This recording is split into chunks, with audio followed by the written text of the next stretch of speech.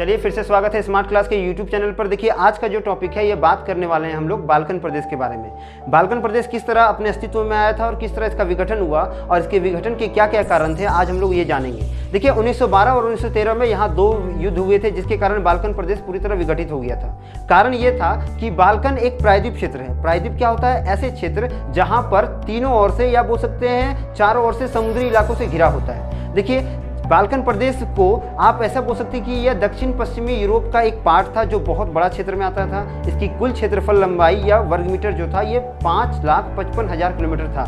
इसमें आबादी टोटल 5 करोड़ लोगों की थी। साथ ही साथ इसमें बहुत सारे देश मिलकर के इसका निर्माण हुआ था। यह बाल्कन पहाड़ियों में स्थित था, इसलिए इसे बाल्कन प्रदेश कहा गया था। इसमें उपस्थित कुछ देश थे, जैसे आप बोल सकते हैं इसमें बुल्गारिया, उसके यूनान, फिर आप इसमें बहुत सारे ऐसे देश हैं जैसे मैसेडोनिया, ग्रीस, उसके बाद सर्बिया, ऐसे देशों को ला सकते हैं। इस सभी देशों ने मिलकर के बाल्कन प्रदेश का निर्माण किया था, किंतु इन पर शासन प्रणाली तुर्की करता था। तुर्की इसका मेन बोल सकते हैं शासन क्षेत्र था और ये अपने हेड ऑफिस या फिर बोल सकते हैं अपना जो पूरा कंट्रोल सेंटर जो था वो बुल्गारिया को मानता था। बाल्कन प्रदेश जिस तरह से विकास किया था और जिस तरह से इसका आधिपत्य था यूरोप के कुछ क्षेत्रों में, यहाँ पर बहुत ज़्यादा मात्रा में बोल सकते हैं युद्ध देखे गए थे उनके आंतरिक क्षेत्रों के आधार पर। क्योंकि बाल्कन का जो आंतरिक क्षेत्र था या जो आंतरिक देश थे वो एक दूसरे से लड़ते रहते थे। कारण ये था कि इनमें भौगोलिक और जाति संघर्ष होता रहता था और भौगोलिक और जाति संघर्ष होने के कारण इनमें लगातार बहुत सारे दुविधाएं थी और वे एक दूसरे को हमेशा अपने आप को आगे जैसे बढ़ा के रखना चाहते थे। उदाहरण के लिए भारत जो है, यहाँ हिंदू मुस्लिम की लफड़े जो थे वो ज़्यादा होता है, क्योंकि इन क्षेत्रों में लोग अपने बोल सकते हैं धर्म को आगे ऊपर नीचे करना चाहते हैं और इसी चीज़ का फ़ायदा जो है यूरोप के अन्य देश जैसे रूस ले सकते हैं, जर्मनी ले सकते हैं आप, उसके बाद फ्रांस ले सकते हैं, ये सब उठा रहे थे। वो यहाँ पर क्या करते थे, फूट डालो और राज करो की नीति के तहत बाल्कन के राष्ट्रों को भड़काते थे और उन्हें एक दूसरे के प्रति झगड़ा करवा करके अपने फ़ायदा पहुँचाते थे। तो यहाँ पर कुछ देश ऐसे थे जिनमें बहुत ज़्यादा झड़प होता था। खास करके जो पहला बाल्कन का युद्ध हुआ 17 अक्टूबर 1912 में, इसमें टर्की के विरोध में कुछ देश आके खड़े हो गए, जिसमें बुल्गारिया था, मैसेडोनिया था, साथ ही साथ सर्बिया था, ये सभी आकर खड़े हो गए, यूनान था। और इन लोगों ने क्या किया,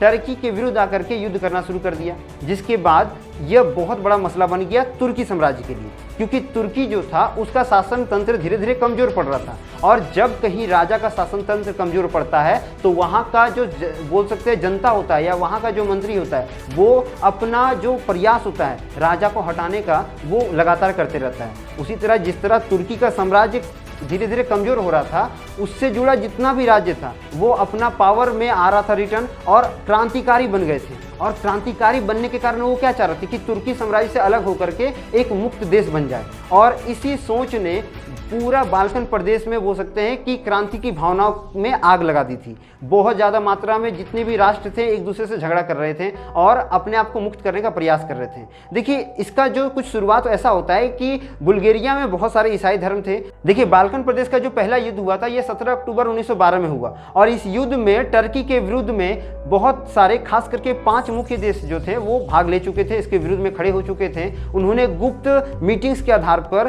टर्की को एक सामुदायिक या वर्ग विशेष के आधार पर परेशान करने का भावना बनाया था और युद्ध करने का प्रवृत्ति तैयार किया था, जिसके तहत उन्होंने बुल्गारिया में जितने भी ईसाई धर्म के लोग थे उन पर प्रताड़ना का आरोप लगाया कि टर्की इस पर क्या करना है, ईसाई धर्म के लोगों का प्रताड़ना कर रहा है। जिसमें जो देश भाग लिए थे इसके विरोध में, उनमें पहला था सर्बिया, यूनान, रोमानिया, मार्टिनिगो और इसके साथ और कई देश थे जो गुप्त रूप से इसमें जुड़े हुए थे।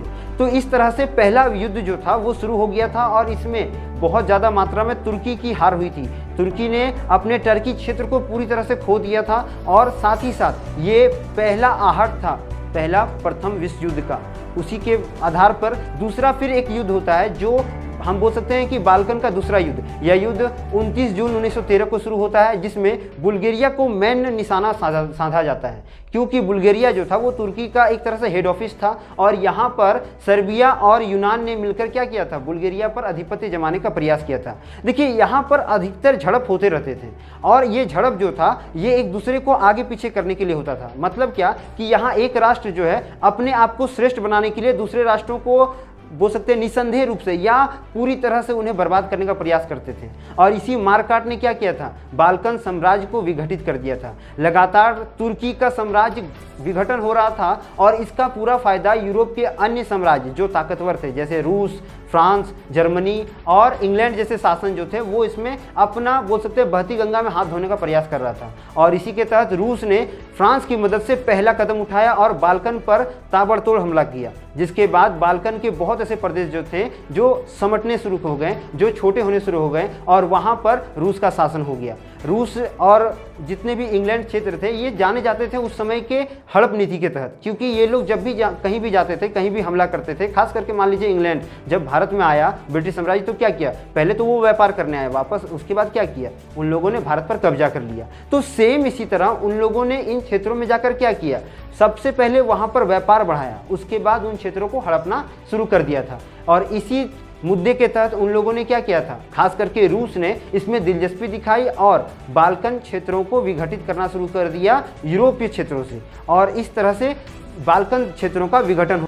देखिए, बाल्कन जो प्रदेश था ये लगभग 12 से 15 राज्यों से या देशों से मिलकर बना था, जिसमें मुख्य राज्य कुछ थे, उनका नाम है Romania, Bulgaria, Greece, Macedonia, Serbia. ऐसे देश जो थे वो बाल्कन प्रदेश का निर्माण करते थे। बाल्कन में रहने वाले जितने भी लोग थे या जितने भी बोल सकते हैं वहाँ पर निवासी थे, उन्हें स्लाव कहा जाता था। और बाल्कन प्रदेश इन्हीं स्लावों के कारण क्रांतिकारी रूप में बदल गया था। यहाँ पर शुरुआत में तो पूरा तरह तुर्की का शासन था ही, किंतु यहाँ पर जैसे जैसे लोग जो थे वो पीड़ित हो रहे थे तुर्की साम्राज्य के गलत नीतियों से, वो अपना अलग देश चाहते थे। और अलग देश होने के लिए उन्होंने क्या किया, बहुत सारे प्लानिंग किए, जिसमें ये दोनों युद्ध शामिल था। इन दोनों युद्धों का होना बहुत ज़रूरी था, क्योंकि इसी के द्वारा तुर्की साम्राज्य आज बहुत कमज़ोर हो चुका है। एक समय था जब तुर्की जो था पूरे ओटोमन साम्राज्य को अपने अधीन रखा था, लेकिन बाल्कन के ये दोनों युद्धों ने क्या किया, तुर्की साम्राज्य को ध्वस्त कर दिया था, उसके पूरे शासन तंत्र को खराब कर दिया था। इसका यह भी कारण बताया जाता है कि तुर्की का जो शासन तंत्र था वो पुराने समय से उतना ज़्यादा एक्टिवेट तो था, लेकिन बीच मध्यकाल में खास करके 20वीं सदी में ये बहुत कमज़ोर हो चुका था। यहाँ की शासन प्रणाली धीरे धीरे बहुत कमज़ोर हो रही थी, क्योंकि यहाँ पर भ्रष्टाचार और गलत नीतियाँ हो रही थी। यहाँ पर बहुत सारे व्यापार भी हो रहे थे, जैसे कोयला, अबरक, फिर तांबा का, इनका व्यापार बहुत ज़्यादा होता था। और जितने भी राष्ट्र थे जहाँ से इन सभी खनिजों को प्राप्त किया जाता था, वो सीधा अब माल